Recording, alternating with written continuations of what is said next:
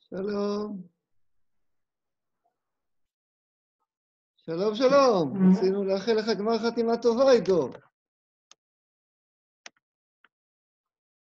אני ברוך השם, מצוין.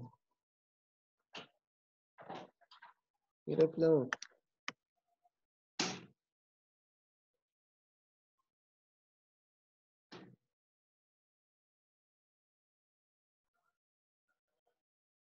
מה? כן, אמרתי לך, רציתי לך גמר חתימה טובה. אמרתי, תלמיד יקר כזה.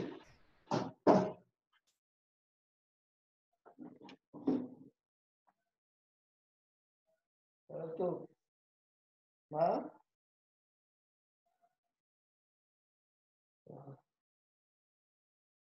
טוב. כל טוב, תזכו ותצאו.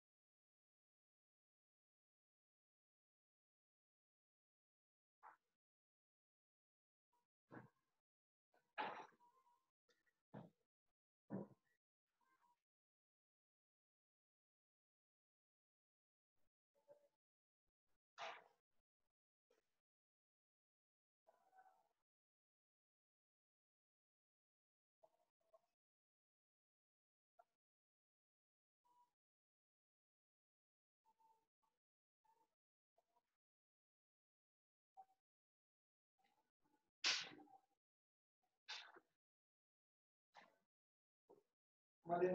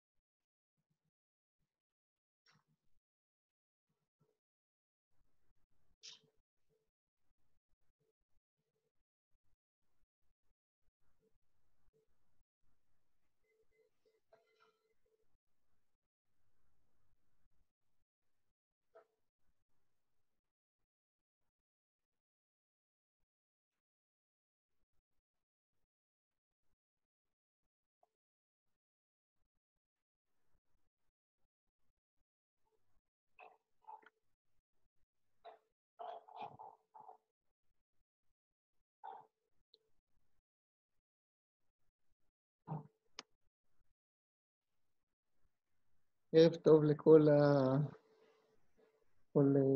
כל המאזינים. אנחנו בשיעור לקראת סרט ימי תשובה ביום הכיפורים.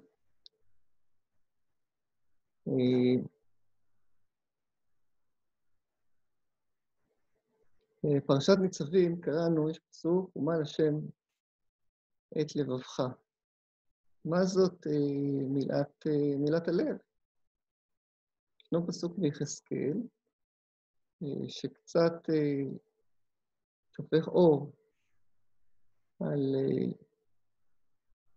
על ההבנה מה זאת מילת הלב, ושם כתוב, והסיר השם ממך את לב האבן, ונתן לך לב בשר.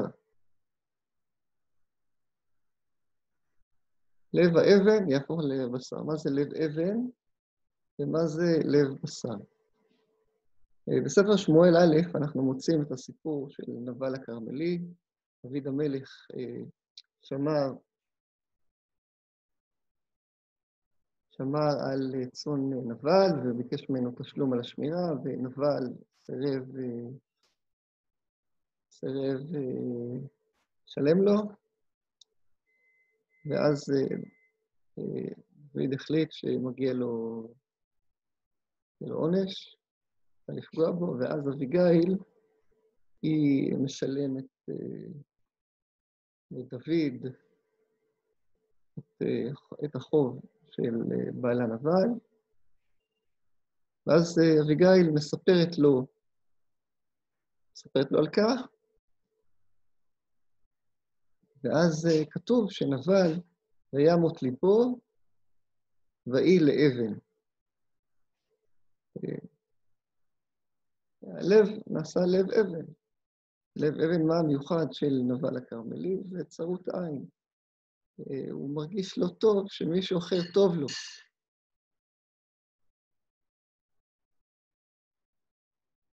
זה לב אבן. הוא לא מת. כמו כתוב, ויהי כ10 ימים, ויגוף השם את נבל וימות.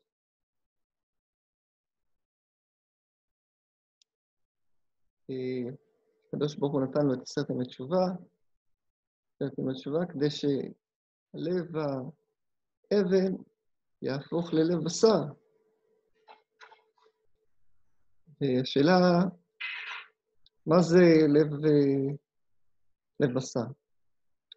אומר התלמוד הירושלמי, רבי אבא ברי דרפאבי רבי יהושע דסכנין בשם רבי אף לעתיד לבוא, הקדוש ברוך הוא עושה כן. הרקע לעניין הזה שכתוב לסוגיה הזאת 3 חינין אין, וכן מכר על קונהו, וכן מקום על ישביו, וכן אישה על בעלה. גם לעתיד לבוא כתוב, ונתתי לכם לב חדש, נתתי לכם לב בשר, שהוא בוסר בחלקו של חברו.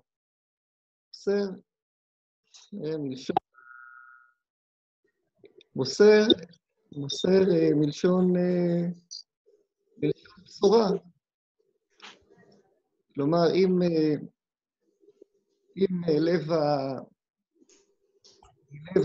לב אבן זה לב שהוא כולו צרות עין, לב שרואה בהצלחת החבר בשורה, זה לב בשר. בשר מלשון בשורה. אבל זה דבר מעניין, אומר הגאון מווילנה, יש לה משנה מסכת ברכות, המשנה אומרת, על בשורות טובות אומר הטוב והמיטיב, ועל בשורות רעות אומר ברוך דיין האמת. רק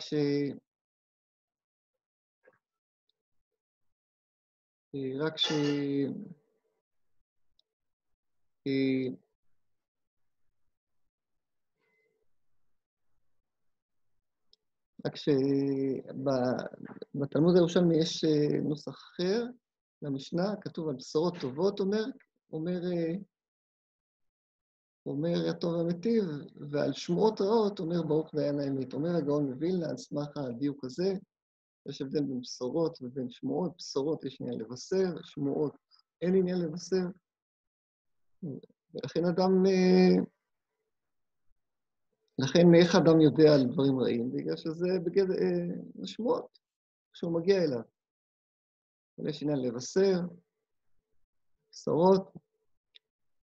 על כל פנים, הרעיון הוא שלב בשר, לב שגם אדם, החבר שלו מצליח, הוא שמח בזה. זה לב פתוח. בעצם, זה בדיוק העניין. דווקא העניין הזה קשור ל10 ימי תשובה, כמו שאנחנו רואים שנבל קיבל את הימים, 10 ימים, כמו הימים של בין ראש השנה ליום כיפור, כדי שיפתח את הלב. בגלל שהמטרה המרכזית ב10 ימי תשובה, שנפתח את הלב. יום הכיפורים זה יום המפגש בין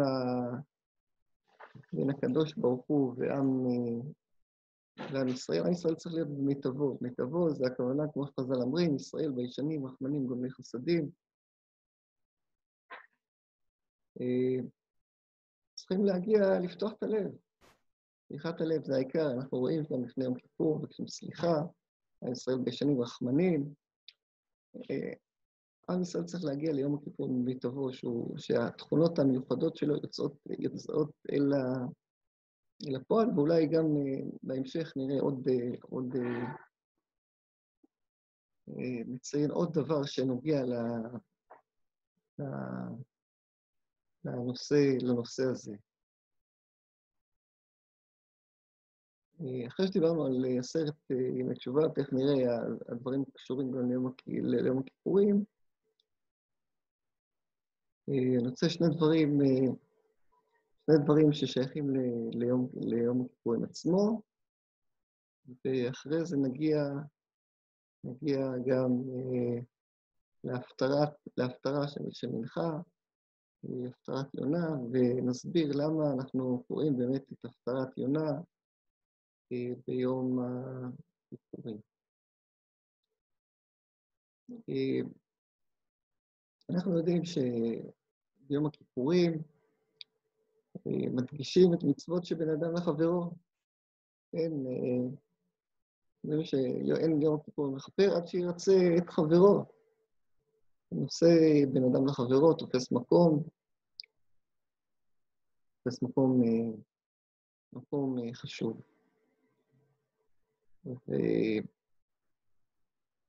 אני רוצה יותר לגעת באמת בנושא הזה של בין אדם לחברו,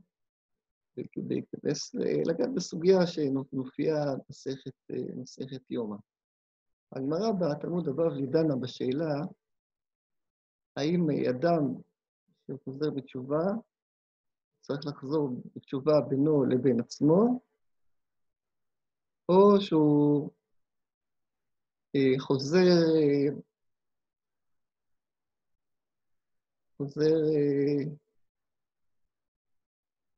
או מותר לו לחזור בתשובה בפרהסיה. מביאים 2 פסוקים, פסוק אחד שמשמע ממנו שלא טוב להתוודות בפרהסיה, פסוק שני כן להתוודות בפרהסיה. אומרת הגמרא 2 תירוצים. תירוץ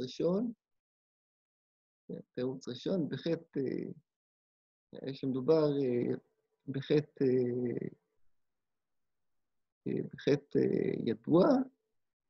ידוע, אם אדם ראובן, ככה זה אומר ראובן, כולם יודעים, כולם ראו אותו נוסע בשבת, ללא שום הצדקה. כן, ברגע שהוא באמת מתחרט על חילול השבת, אז אין שום בעיה שיגיד את זה בקול. אנשים ישמעו בגלל זה דבר ידוע. אבל אם ראובן נכשל בדברים לא ידועים, למשל הוא דוגמה, הוא הדליק את בדיוק נכבה האור, והוא בדיוק הדליק את האור, היה מוכרח לקרוא, דוגמה נכשל, בינו לבין עצמו. ואז אין שום סיבה שהוא יתוודע על החטא הזה בפרהסיה. השאלה היא מדוע, מה פה העניין? אלא מסביר רש"י שיש פה פגיעה לכבוד השם, ברגע שאדם מתוודה בפרהסיה, ראובן הצדיק הזה, הוא שייך לחילול שבת, זה לא נורא, הם קצת מחללים שבת פה ושם. לכן אסור לו להתוודות בפרהסיה. אומרת הגמרא, מביאה הגמרא תירוץ שני. תירוץ שני זה בן אדם למקום, בן אדם לחברו. בן אדם למקום, אין שום... בן אדם למקום, אסור שאדם יתוודה בפרהסיה, לעומת זאת בן אדם לחברו, אין שום בעיה שאדם יתוודה בפרהסיה. והשאלה שצועקת מה פירוש, האם נניח ראובן העליב את שמעון, רק שניהם יודעים את זה, אז אין פה, אז ברגע שאנשים יודעים שראובן העליב את שמעון, הוא התוודה בפרהסיה, אז אין פה פגיעה בכבוד השם, רק חילול שבת יש פגיעה בכבוד השם, רק מצוות שבין אדם למקום. מדוע אין פגיעה בכבוד השם גם מצוות שבין אדם לחברו? ראו זה פלא. אנחנו קוראים את הסוגיה, כולנו מכירים את הדין הזה, מה קורה אם אדם פגע בחברו, והחבר הלך לעולמו. אני קורא פה לפנינו במקור הזה, תלמוד ו' ליום הפ"ז עמוד א', ואם מתה הנפגע, אז מה עושים? מביא 10 בני אדם, מעמידו על קברו, ואומר, חטאתי להשם אלוקי ישראל, ופלוני שחווה על קברו. זאת אומרת, רואים שאין פה שום בעיה להתוודות בפרהסיה על זה שהוא חבל בחבר. כלומר, זה יישום של הדין, שבאמת, יישום של מה שראינו מקודם, שבמישור של בין אדם לחברו, אין פגיעה, זה לא מותר להתוודות בפרהסיה, וזה לא פגיעה, אין פה שום פגיעה בכבוד שמיים. וראו זה פלא. כשאנחנו בודקים את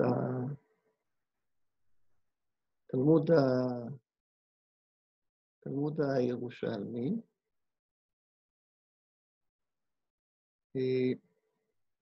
שם כתוב, מת, שרים פסטה על קבריהם, אומר, שרחתי עליך. נעלמו 10. למה? בגלל שהתלמוד הירושלמי אומר שגם פגיעה בחבר, גם מישור של בן אדם לחברו, גם הוא פגיעה לכבוד שמיים. אז כמו שאסור להתוודות בפרהסיה על מצוות שבן אדם למקום, כך אסור להתוודות בפרהסיה על מצוות בתחום של בן אדם לחברו.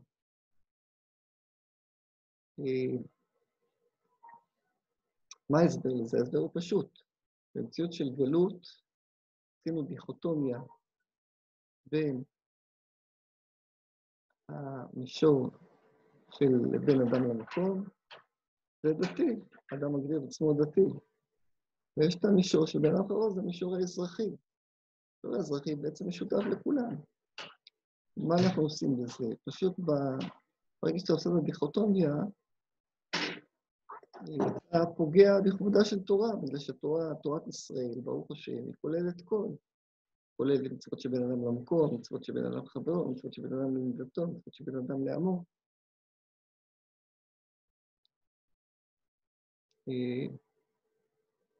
אמרנו שגם מצוות של בן אדם לחברו זה גם עניין של כבוד שמיים. נראה את זה בצורה מודגשת, במקור חשוב בתלמוד הירושלמי, שם כתוב גדול כיבוד אב ואם, שעדיפו הקדוש ברוך הוא יותר מכבודו. נאמר כבד את אביך ואת אמך, נאמר כבד את השם מעונך. ומה אתה מכבדו? מי שיכולך מפריד. עכשיו, אנחנו פה מדברים על מה זה כבוד השם. יש פה סוגיה שמתעסקת עם כבוד הורים, לא ניכנס אליה עכשיו, אבל כבד את השם מעונך, זה כבוד השם. ומה אתה מכבדו? ממשיך הירושלמי אומר, מפרש לקט שכחה ופאה, ומפרש תרומה ומעשר ראשון, ומעשר שני, ומעשר עני וחלב. זה מישור של בן אדם לחברו. כבוד השם בא לידי ביטוי בבין אדם לחברו. הוא ממשיך ועושה סוכה ולולה ושופר ותפילין וציצית, זה בין אדם למקום. הוא מאכיל את העניים ואת הרעבים ומשקה את הצמאים. חוזרים עוד פעם בין אדם לחברו. זאת אומרת, כבוד השם מתחיל בין אדם לחברו, המשך לבין אדם למקום, ומסיים בין אדם לחברו. כלומר, בין אדם לחברו זה יותר כבוד השם מאשר בין אדם למקום. לא פלא שביום המיוחד, במיוחד הזה יום הכיפורים, אנחנו פשוט מעלים על נס את הנושא הזה של בין אדם לחברו. נושא נוסף של יום הכיפורים,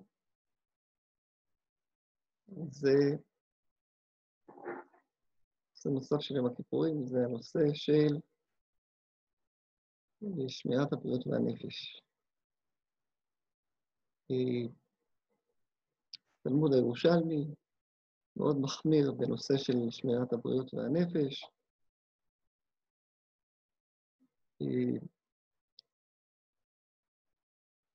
זה לא פה בדף הזה לא מופיע, אבל אנחנו רואים חידושים, שומעים, יש סיפור בירושלמי על אדם אחד שהשאיר את היין שלו, יין מבולה, אז הוא רצה לשפוך את היין. אסור יש בו ארץ של נחש, כי בא לשפוך את היין, אז אמר לו האדם, זה היה ערב יום כיפור, האדם לא אמר לו האדם לא אחי, למה אתה שופך את המים? תן לי לשתות אותם. אחרי ערב יום כיפור, כבר עצם הקדוש ברוך הוא יודע שאני אתפלל בכוונה, זה כבר מן הסתם יסלח לי. וכמובן שזה לא עבד, היהודי הזה שתה מהיין, והוא מת. כמובן זה שמירת הבריאות, גם עכשיו אנחנו בתקופת הקורונה, ונושא השמירת הבריאות הוא נושא מאוד מאוד מאוד מאוד עקרוני, מאוד חשוב, והתלמוד הירושלמי מחמיר מאוד בעניין הזה. יש חידוש של הירושלמי גם בהלכה למעשה, מבוא גם בהלכה, מה קורה אם חולה אומר שהוא יצליח להחזיק, הוא יכול להחזיק את הצום, והרופא מסופק, עם כל ספק, עכשיו בוויכוחים, ספק נדבקים, ספק לא נדבקים, כל ספק, אז כתוב שאסור לו לאותו אדם לצום, זה חידוש של התלמוד הירושלמי.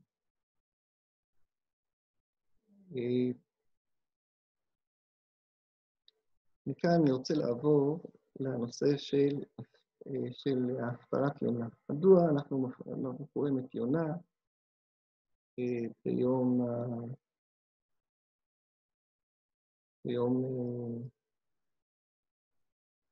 ביום הכיפורים? ניתן לזה תשובות. התשובה המקובלת היא שיונה זה ספר התשובה, כמו שאנשי יונה, אנשי נביאים, עסקו בתשובה, ואילו ביום כיפורים זה יום תשובה, אז כל תשובה מתאים בתשובה. אני רוצה להראות שלפי התלמוד הירושלמי,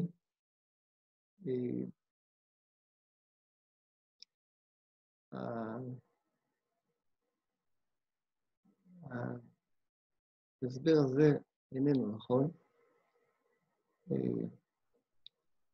אין שום דבר מיוחד בתשובת אנשי נדבה, וגם יום הכיפורים הוא לא יום של תשובה.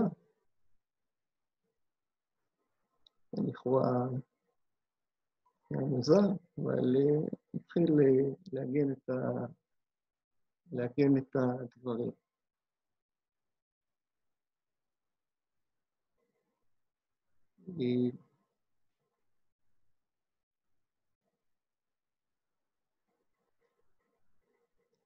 אנחנו יודעים, כתוב שהכהן הגדול היה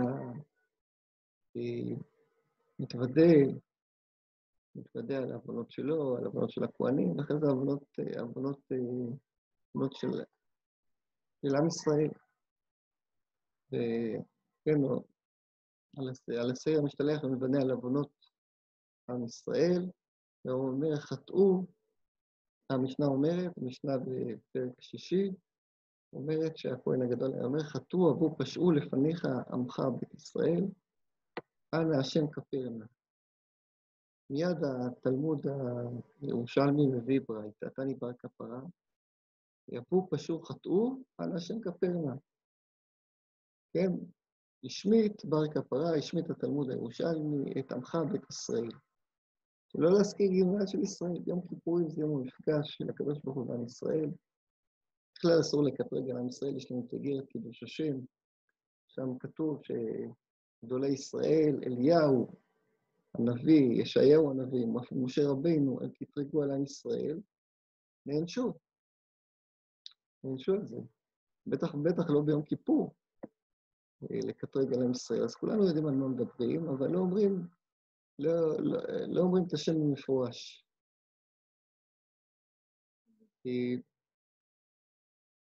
ואם אנחנו אומרים, לא יצויר, שהיינו אומרים שננבי חזרו בתשובה, אז אין לך קטרוג גדול יותר מזה על עם ישראל. ביום כיפור מקטרגים על עם ישראל, זה לא שייך. אבל יותר מזה, המקור לא מופעל לפנינו, אבל אפשר לבדוק, תענית בית א', שם מובאות, שם מתייחסים לתשובת אנשי ננבי, ואומר ריש לקיש לא פחות ולא יותר, תשובה של רמיות עשו אנשי ננבי. כן, הם העמידו את הגלים מצד אחד, את הפרות מצד שני, והיו אלה גויים מפה ואלה גויים משם, אכזריים, ואמרו, אם אתה לא מרחם עלינו, אנחנו לא מרחמים עליהם. תשובה של רמיות, תשובה מעולה. כן, קיצור, לא חזרו בתשובה. רבי יוחנן אומר, כתוב, מן החמאס אשר בכפיהם, מה שהיה בכף ידם החזירו, מה שהיה בתיבה שידיו מגדל לא החזירו. או מה שהחזיקו ביד החזירו, אבל מה שהיה בכיס לא החזירו. תשובה לנופלים. קיצור, אנשי ננבי, לפי התלמוד הירושלמי, בכלל לא חזרו בתשובה, יש עוד בירושלמי שאומר שהם חזרו לסורה. בקיצור, לא חזרו בתשובה. אגב, נכון שזה סותר את המשנה, המשנה רואה בתשובת אנשי ננבי סבל, אבל תלמוד הירושלמי אומר שהנוסח שאומרים בתעניות, שם מזכירים את תשובת אנשי ננבי, זה גם לא נוסח שחייבים לומר אותו, זה רק הצעת נוסח, אפשר להגיד נוסח אחר, אבל בכל מקרה לא אומרים לפי התלמוד הירושלמי את הנוסח הזה, בגלל שלא הייתה פשוט חזרה בתשובה. אומרים נוסחים אחרים, כמו שאנחנו רואים בפירוט הירושלמי שם, פרט כל מיני נוסחים חילופיים. כלומר, הנוסח שהמשנה מציעה זה לא נוסח קבוע, אלא הצעת נוסח. אז זה אמרנו, זה בקשר לתשובת אנשי ננבי, אז רואים שבכלל אנשי ננבי, אנחנו רואים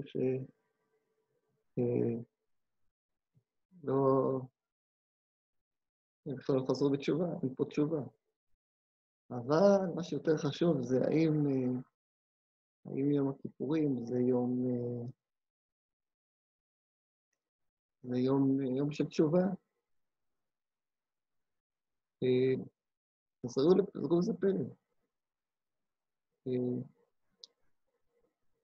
ישנו מאמר בתלמוד הירושלמי, יום החץ זין, הוא אומר, אין עולם מכפרת עליי, מכפרת לי. הקדוש ברוך הוא קבע שעולה מכפרת על אירועי הלב. אבל אם אדם אומר, אי אפשר שתכפר לי, אינה מכפרת לו על כורחו.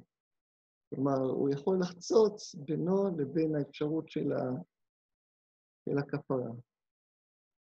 אבל אם אדם אומר, אין יום הכיפורים מכפר, אז אותו דין.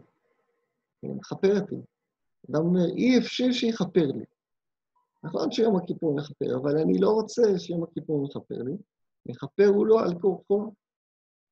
אמר רבי חנניה ברד רבי הלל, לא כל המנדן ברנש מימר למלכה, לטת מלך.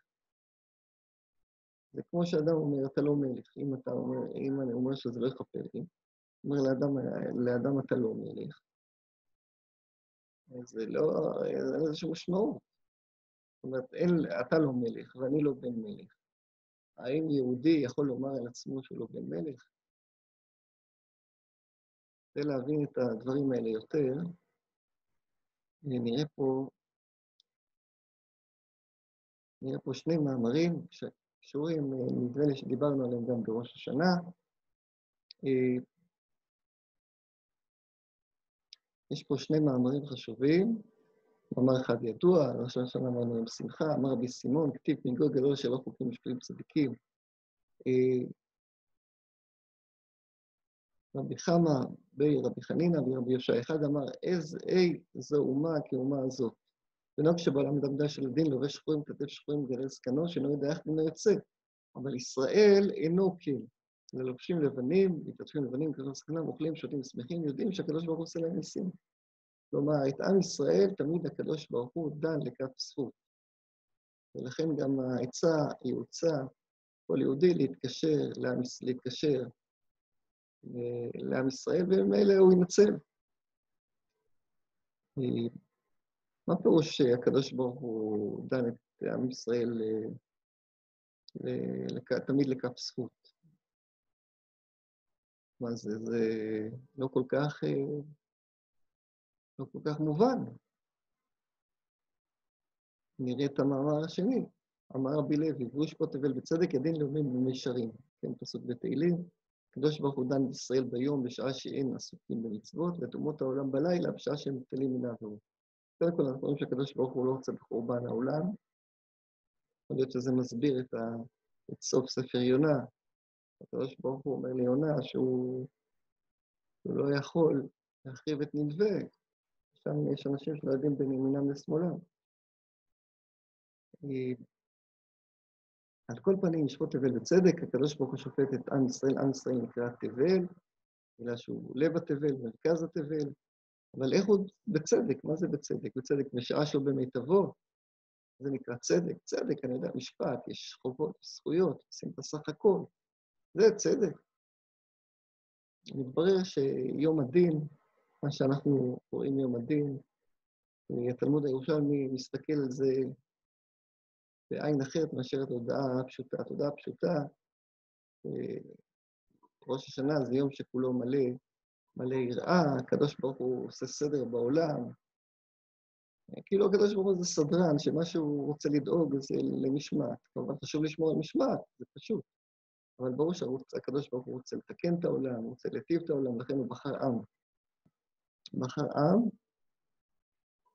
עם שתפקידו באמת לתקן את העולם, זה תפקידנו, תפקידו של עם ישראל. מה זה יום הדין? יום הדין, אני תמיד אוהב להדגים את זה במשל של קצונה.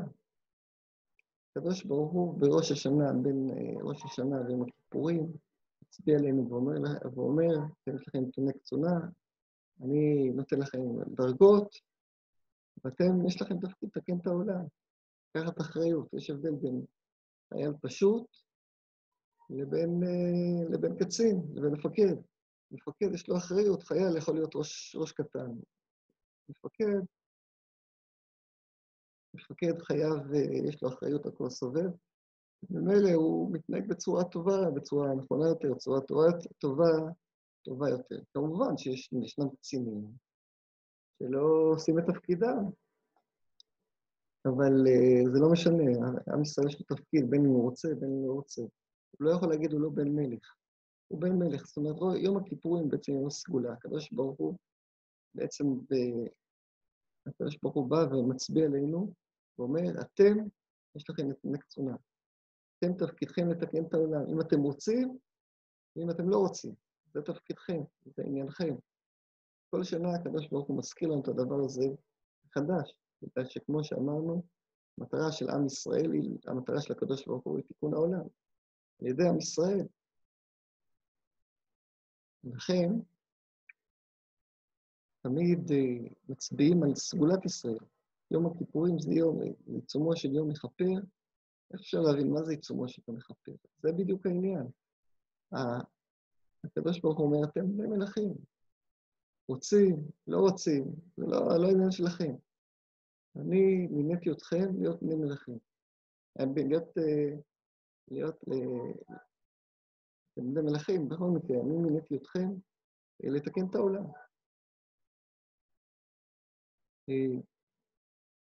לכן אנחנו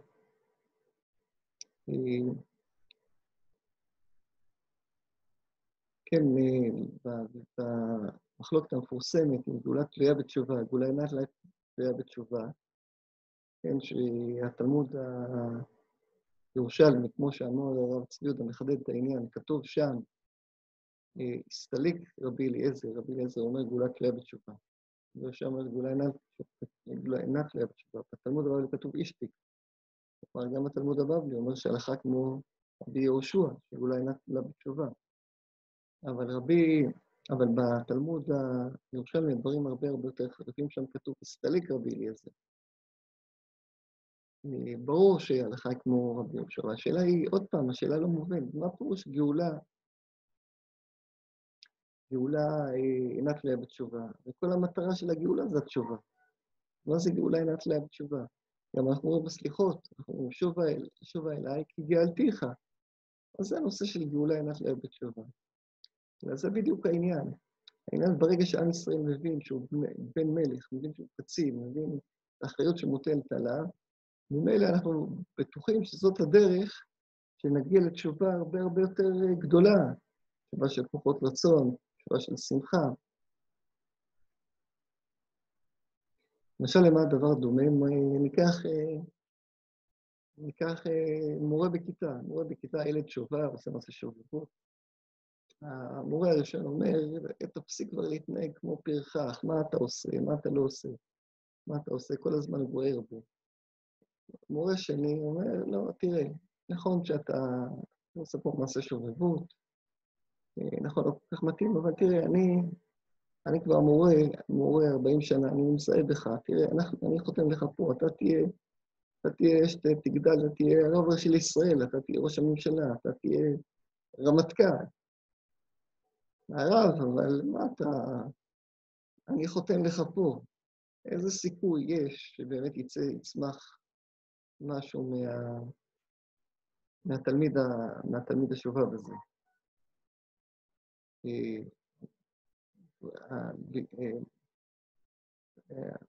האחד שהיה לו את המורה הראשון או המורה השני. ברור שכל הזמן שמדברים על הצד של הסגולה, הרב קוק מעריך בזה, סגולת ישראל. יום הכיפורים זה יום הסגולה, יום סגולת ישראל. מתוך הסגולה, ברור שאנחנו נגיע למציאות של תשובה, תשובה מאהבה, תשובה גדולה.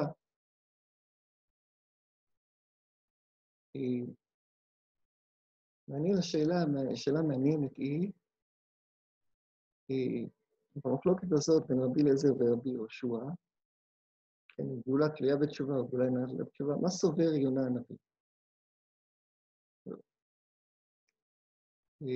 ראו זה פלא. השם יונה הנביא אנחנו נתקלים בנבואת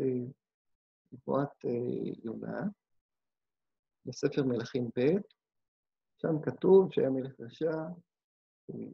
רשע בשם ירבעם בן יואש, ראה השם כי אפס אסור, אין עוזר לישראל, לא רצה למחות את שם ישראל מעל פני האדמה, והושיע אותם ביד ירבעם בן יואש, כמו שניבא לו יונה הנביא אשר מגת החפר. כלומר, אנחנו רואים גאולה ללא תשובה. כלומר, כל עניינו של יונה זה גאולה ללא תשובה. יונה מאמין בסגולת ישראל, יונה בורח בגלל שהוא לא רצה שיווצר קטרוג על עם ישראל.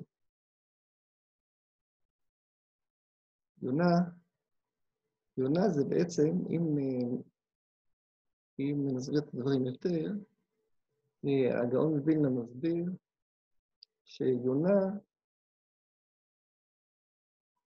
זה משל הנשמה. אני רוצה לקחת אותו כיוון שיונה הוא משל, ולומר שיונה הוא לא משל הנשמה, והגאון מווילנה גם בסוף דברים הוא גם הולך קצת בכיוון הזה בסוף הדברים. יונה הוא משל לעם ישראל, יונתי בחגבי הסלע. עם ישראל יש לו תפקיד להאיר את העולם. להאיר את העולם, להאיר את נדבי העיר הגדולה. נדבי העיר הגדולה היום נקרא לזה וושינגטון. והוא לפעמים שוכח את תפקידו. הוא שוכח את תפקידו והולך לאיי התענוגות. ואז נוצרת סערה בים. עם ישראל חייב לדעת שיש לו תפקיד בעולם. התפקיד שלו זה להאיר את אור השם בעולם, לתקן את העולם. לפעמים גם מתוך התפקיד הזה, עם ישראל מגלה את מהותו. שואלים אותו, המלאכים שואלים אותו שם בשי הספינה, מי אתה, מה מלאכתך, מאין תבוא ומאיזה עם אתה. כן, קודם כל, בעולם דברים נפעלים לפי החיצוניות, מה מלאכתך?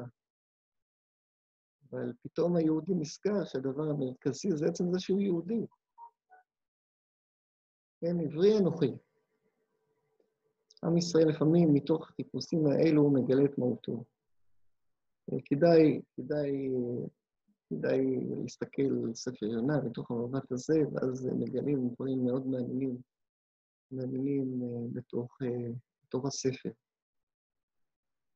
על כל פנים, אם נסכם את העניין, התלמוד הירושלמי לא מקבל את הנושא הזה של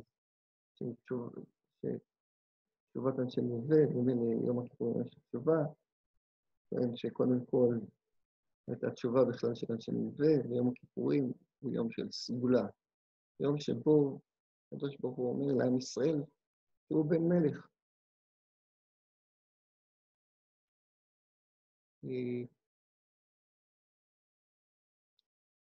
ואני רוצה לגמור את השיעור, נחזור לנושא הזה, יום כיפור, עם ישראל, הקדוש ברוך הוא רוצה, שעם ישראל יתגלה במיטבו. ישנו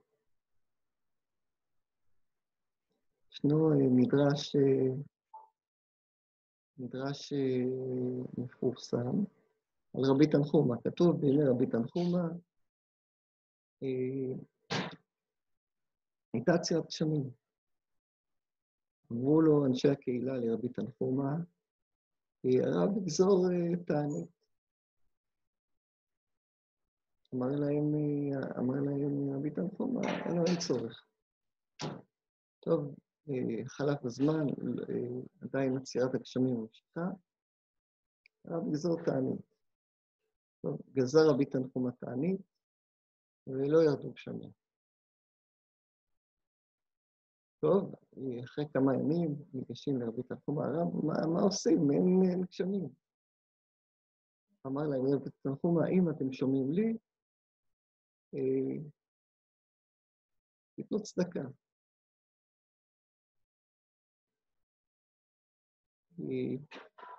טוב, מתפזרים כל אחד לתת צדקה, ואחרי זמן קצר חוזרים לרבי תנחומא, הרב, גילינו מדוע לא יורדים גשמים. אדרבה, תספרו לנו למה באמת לא יורדים גשמים. ראינו גרוש, חז"ל הרחיקו חז"ל רצו לצמצם את הקשרים בין גרוש לגרושה. ראינו גרוש מפרנס את גרושתו. אמר רבי תנחומא, אתם רואים בעוד כמה דקות, אפילו ירד גשמים. טוב, ואכן כן, כדור השמיים, שמי ברכה. איך הרב ידע? אני אגיד לכם. ביקשתם שאני אגזור תענית, בהתחלה אמרתי שאין צורך. למה אין צורך? אין צורך, בגלל שעיקר התענית זה לפתוח את הלב. לפתוח את הלב. ידעתי שאתם לא תפתחו את הלב, תענית זה לא משהו טכני. אז אמרתי, אין צורך. טוב, רציתם, עזרתי תענית, ראיתם, לא לי. אמרתי, שאלתם אותי מה צריכים לעשות, אמרתי, לתת צדקה. כן, מה פה העניין של הצדקה? העניין של הצדקה הוא פתיחת הלב. לא רק להעביר כסף מיד ליד. רציתי שתפתחו את הלב. ורק אחד הבין אותי, הגרוש הזה, שפתח את הלב. בזכותו יורדים גשמים.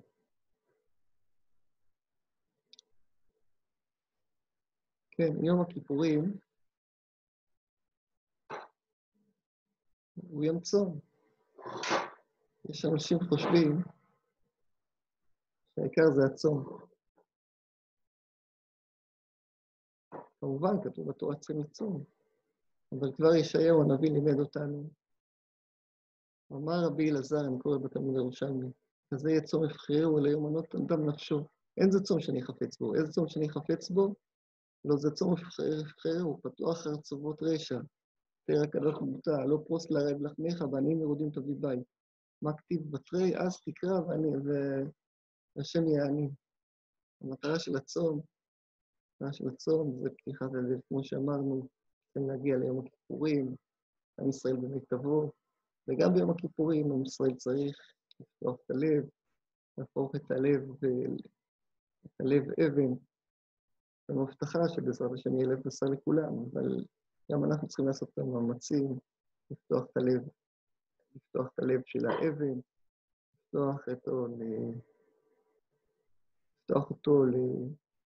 להפוך אותו ללב של בשר, לב פתוח, לב של כולו אהבת חסד. יהי רצון שביום המיוחד הזה, יום הפגישה, שבו אנחנו נזכרים שאנחנו בני מלכים, עם ישראל יהיה במיטבו, ויוציא לפועל את התכונות המיוחדות שלו, הישנים, רחמנים, לגמרי חסדים, גמר חתימה טובה לכולם, שנה טובה ומבורכת.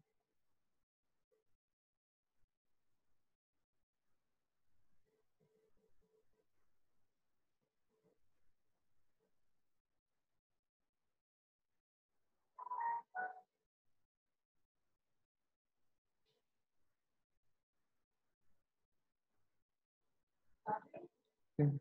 לא הצלחתי להיכנס לפלאפון, כמה אנשים היו? לא היו.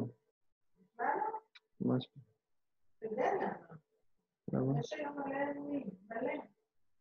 לא, זה קשור. מה? אני לא מהשכונה, אני עצמי רציתי להיכנס לראות את ההזכרה של אבא של חיים צבי. יש הזכרה? לא היה הזכרה, מ-7 ל-8 בערב. לא אמרת לי. אמרת לי שיש שיעור, מה אני אגיד? מה זה אם משנה? היית שואל אותי מראש, הייתי אומרת לך שאלתי כדי לעשות את זה בכלל. כל בתי הספר עשו דרך הזום עכשיו לילדים. רגע, אבל איך אני סוגר את זה בכלל פה?